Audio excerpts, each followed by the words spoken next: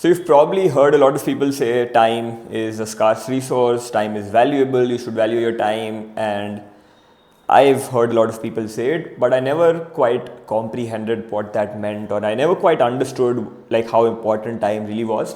But of late, I've really started to value my time. I've started to assign it the importance that it always deserves. And in this video, I just want to talk about why I've realized that time is probably the most scarce and most important resource that we have, and why perhaps you should also guard it with everything that you have and be very conscious of how you spend it and who you spend it with. If this is your first time on this channel, my name is Khyatt. I am a 22-year-old entrepreneur. Earlier this year, I decided not to do an MBA despite getting calls from a lot of top IIMs and B schools in favor of building my own business. Now, I always thought time is abundant, and now that I think about it, I think value and scarcity are both metrics which are very relative. So it depends on whom you're talking to. Take two people, one of them spends 50,000 rupees a month, their expenses are 50,000 a month, and there's another person whose expenses are 10,000 rupees a month. You give 50,000 rupees to both of these people. For the person whose expenses 50,000, that money is probably nothing. But for the person whose expenses is 10,000, that's a lot of money, right? And so just like money, time is also something which is valued differently by different people.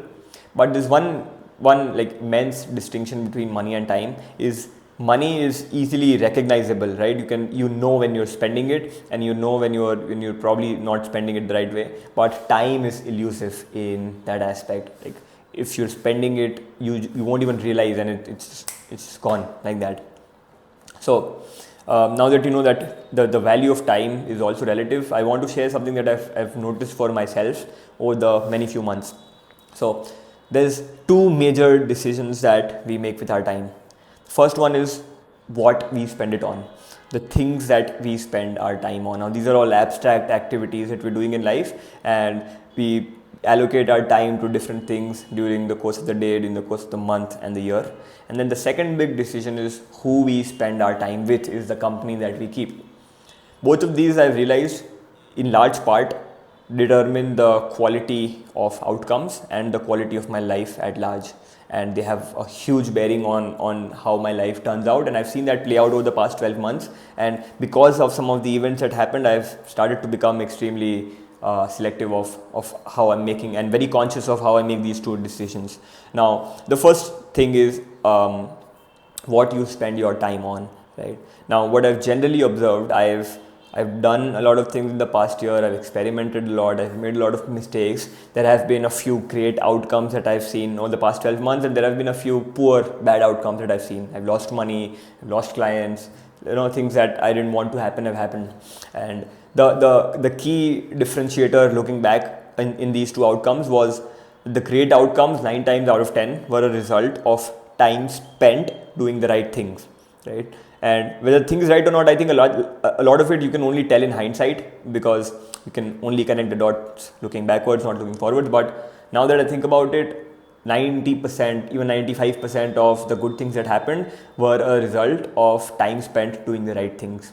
And 95% of the bad outcomes that took place, the things that I didn't want to happen that happened, were a result of me not giving time to the right things and actually giving time to the wrong things in my life. And this, I am pretty sure, plays out with considerable accuracy in all of your lives as well, is that when you spend time behind the meaningful activities, when you spend time behind things that actually give you leverage, that add value to your life, it will eventually result in a positive or a favorable outcome for your life, and overall a better quality of life, versus you continuously giving time to the wrong things will lead to not so favorable outcomes for you. And that is why if you're spending a lot of time doing things that you should not be doing, things that are not adding a lot of value to your life, things that are not giving you leverage, that are detrimental to your well-being, to your life at large, then you should probably reconsider, because you're not understanding or not seeing the impact of this time spent right now, but you probably will in a very short while, because everything that you put in, all the inputs that go in, whether they go into a right place, whether they go into the wrong place, eventually come back to you, right? So I hope for you that it's not as bad as it is with some people, but there can be some nasty outcomes to time spent in the wrong places, doing the wrong things. And so take a careful look at how you're spending your time, the activities that you're doing in your day-to-day life, whether you're scrolling Instagram reels or you're spending time partying, getting intoxicated with friends, watching Netflix. All these activities, I'm not saying you should not have fun, but when you keep doing things consistently that are not good for you over a period of time, the outcome can be is the outcome is bad, of course, but also it is bad by a multiplier, right? So it compounds all the small decisions that you make, the wrong decisions that you're making with what to do with your time. They will actually compound with time, and the result will not be very pleasant to look at. So if you're doing those things, I would highly suggest that you take a careful look and try to course correct and start spending your time instead doing the things that add value to your life, that move you closer to your goals.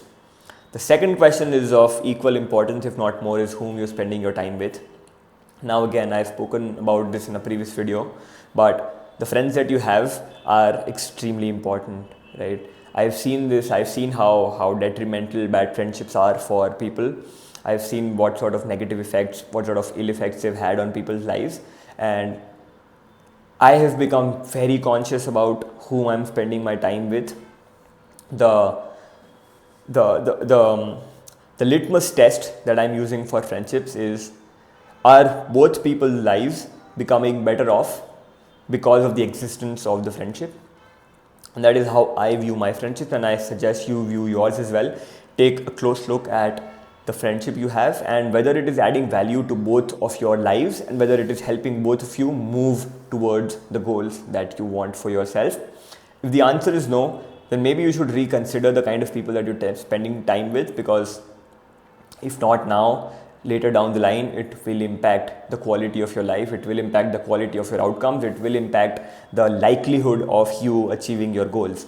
So if you don't have those people around you, no friends is any day better than having the wrong set of people around you, because when you use that time with the wrong kind of people, the outcomes will reflect that. So take a look at the people you're spending time with, objectively come to a judgment about all of those friendships and how much value they're adding to your life, how much good they're doing, how much closer they're getting you to your goals. And if the answer is not what you thought it was, then maybe reconsider whether that friendship is worth having or not. Once I put these two levers into place, once I took a close look at the things that I put my time to and that I devote my time to and the people that I spend my time with, I noticed a significant shift in the quality of outcomes, in the quality of my life at large. I was much more at peace with what was happening. My mental health improved significantly, because spending less time with the wrong people also meant that I started to spend more time with the right people, the people that pushed me, the people in my family whom I love spending time with. And all of these things contributed to me reaching my goals, contributed to me getting those favorable outcomes in my life. And the time that I spent doing the right things, all of that compounded, all the small decisions compounded, and it resulted in big wins over the past 12 months. And so now I am laser focused on the things that I want, and I only do the things that are required to reach there, and I only spend time with the people that will positively impact my trajectory towards those goals. Now, this does not mean that you should not have any friends or that you should not have fun with the time.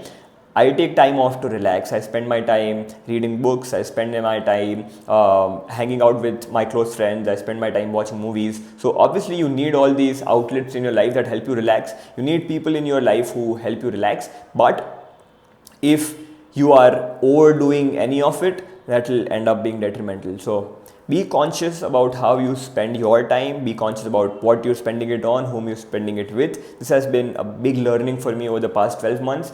I have witnessed a significant impact of being conscious with my time on the quality of outcomes and quality of life at large. And I am 100% certain that you will see it too once you start implementing in your life. Do it before it's too late, because oftentimes like I said at the start of the video, it is very difficult to see time slip away. It is almost like water, like it will slip through your fingers. You won't even notice how it happened or when it happened. you don't want to be too late. So err on the side of caution. Audit your life, take a look at the things that you do, take a look at the people that are in your life, and hopefully you got some value out of this video. Hopefully you will take some action and reach all of your goals in the year to come.